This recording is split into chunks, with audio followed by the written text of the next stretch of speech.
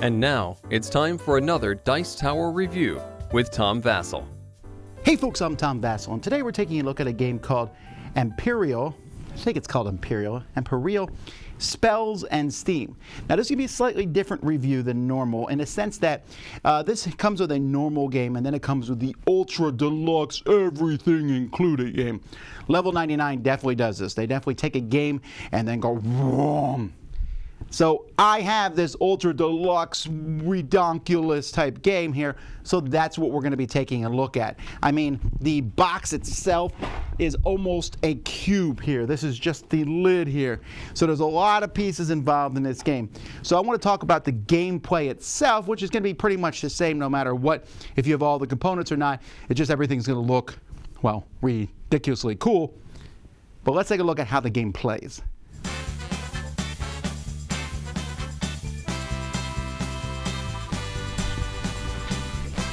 Yeah, I'm not even that insane.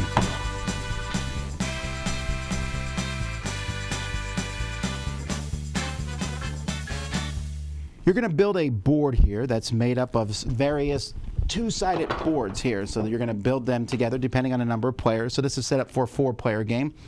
Each player is going to get a bunch of trains of their color. You'll start with a couple on the board. Each of these spots on the board is going to get a resource of that type. Now remember, as you're looking at this, you're looking at the Super Deluxe version. There are smaller pieces and stuff for the regular version. And then players are going to have their own player board. Each player has their own captain, and you'll put the captain here, which can be used over the course of the game. And when you use your captain, you'll flip them over, but there's a way to unflip them. And you also will, over the course of the game, have the opportunity to get specialists. A one-time use specialist, someone who gives you a special ability, and someone who can also be flipped over and possibly unflipped. Now, what players are going to be doing is they're going to be moving a pawn of their color. So it's going to start here and it's going to move and then recycle back as you go. Each turn you're going to move it basically as far as you want to, or at least as far as you are allowed to based on this chart here, although you're going to have to pay crystals to move it more than one space. So for example, to move it 1 is free, to move it 2 is 1, to move it 3 is 3, and to move it 4 is 6, although this person's special ability lets me move it farther for free.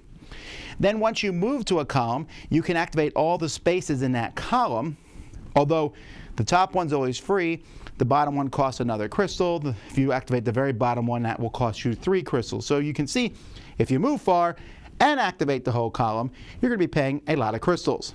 Instead of moving, you can also administrate. So when you administrate, you're going to get your crystals, your mana back. See, each player is going to start with a certain amount up here in available mana, and you'll place it here, and as time goes by, you might be able to increase that amount, and as you spend it, you just move it off the board.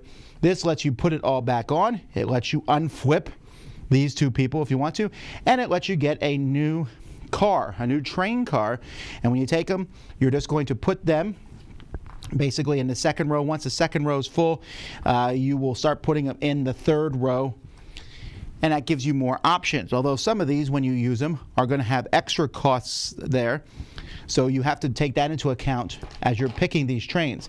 When you pick these spell cards that they're called, you're going to go to the market. There's a market here which will have them available, and when it's down to 3 or less, you'll refill this market and put them in there. Now when you activate these different spots here, when you go to the spot and activate it, most of the time there are ones that let you put a train on specific types of terrain. And then there's other things. Some of them will let you move cards. Some of them will let you move these trains. There's all sorts of things that they will all do. But like I said, the main thing is putting trains on the board. Now most of the time when you build a train, it has to be adjacent to your network. You're going to put it on a specific type of terrain. It just has to be next to the trains that you already have out there. There are things that are going to let you move trains to other spots, and that's still considered part of your network. In fact, if you're ever moving goods, they can move from one part of your network to the other part because magic. And there's also things that let you just put a train anywhere. Now there's these purple spots on the board. These are wasteland. Normally you can't go on those, but there are spots that are going to allow you to go there also. Now the reason you're building all these trains is because when you get to the end of the line, you're going to be able to deliver resources. And then you'll also be able to take one extra action. Then these actions will let you get more train cards, to increase your mana and also recycle it, or to go through the piles of specialists, pick one of the piles of specialists, and pick one that you want to put on your board, and then unflip your 2 main characters. When you deliver, you can pick up any number of cubes that match a city that's adjacent to your network. So here, the green city is adjacent to my network, and I have a green one here and a green one here. So I can deliver both of these. These are going to both be a point at the end of the game. I'll put them on my board. Also, because I delivered 2, and there's a demand tile for 2, I can take this demand tile off of here, which is going to be worth extra points. There's going to be a certain number of demand tiles based on the number of players. Players will be placing the demand tiles here, and this is one of the ways that the game end is triggered by when a certain number of demand tiles are finished. And then players are going to simply score equal to their demand tiles plus the number of goods that they have done. There's also optional award cards, award tiles that can be put out. And when these are placed on the board, players will get points for accomplishing them for whatever, if you've done whatever it says here on these tiles. That's an optional advanced variant. And then whoever has the most points is the winner. So again, remembering we're looking at the deluxe version here, but it's really nicely done. You have all these trays that sit inside here.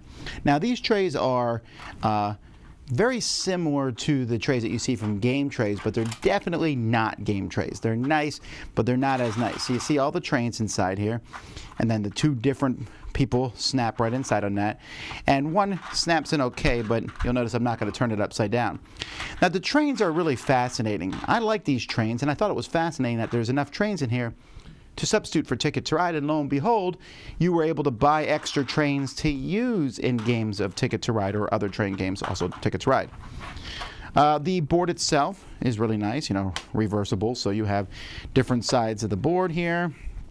These are the player boards. They're just paper mats in the original game, but they're very easy to see everything on. Let's see what else we got in here. More trains. I will say some of the trains I really like. I think these are the translucent. Nope, those are the regular yellow ones. There's some translucent ones in here. Here we go. Those are pretty neat. They're like ghost trains. And I think my favorite trains, I think it's the green ones here, the caterpillar trains. Really like those. So we got some more of these, some more boards. Then inside here, now these upgraded components are really cool.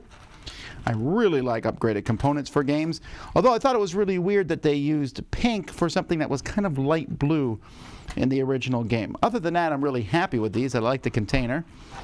There's also a lot of tiles. This tray itself is really nice because the tiles come out and then just sit right in there. So this is a very functional set. It's just really big. Here's more tiles, more boards, and then the game thing itself. These are probably the nicest part of the game. These plastic city tiles that hold up the different things. Other than that, it's a really gorgeous production. Do you need this big of a production for a game this small? Well, not particularly. But at least the game does come with this here, which tells you how to put it all back together. Huzzah!